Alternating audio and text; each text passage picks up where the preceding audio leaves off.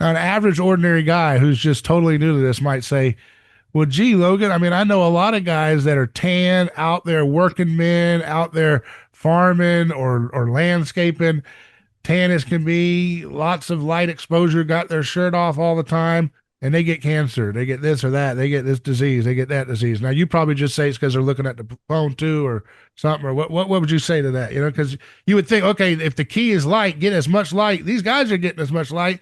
And maybe if you did a study formally, you'd see maybe some better health outcomes. But generally, people just know a lot of guys that go to bars and stuff, they look really tan and they're still getting cancers like everybody else. So what's going on Yeah. there? Well, I think you got to look at the data.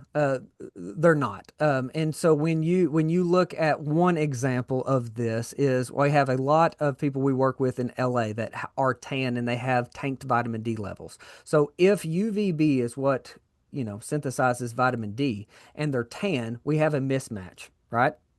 Something's not working properly. The tan is not the only thing. Now, what did we lay out with Dr. Yu earlier about melanin and the electricity? If we have dehydrated melanin, we are shocking the system. Okay.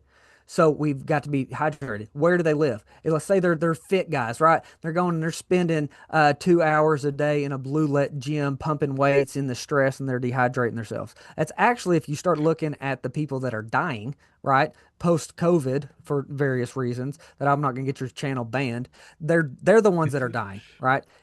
That's who's dying. When you start looking at what the lipid nanoparticles are doing, what SV40 is doing, when you realize what's happening, that's not why they're dying. They're not dying from the tan, right? That's the one thing that's probably prolonging their life. So get a tan, get out of the artificial environments. If they're living in Miami and they have cancer and they're tan, I just told you the space station example, right? They're living in a space station.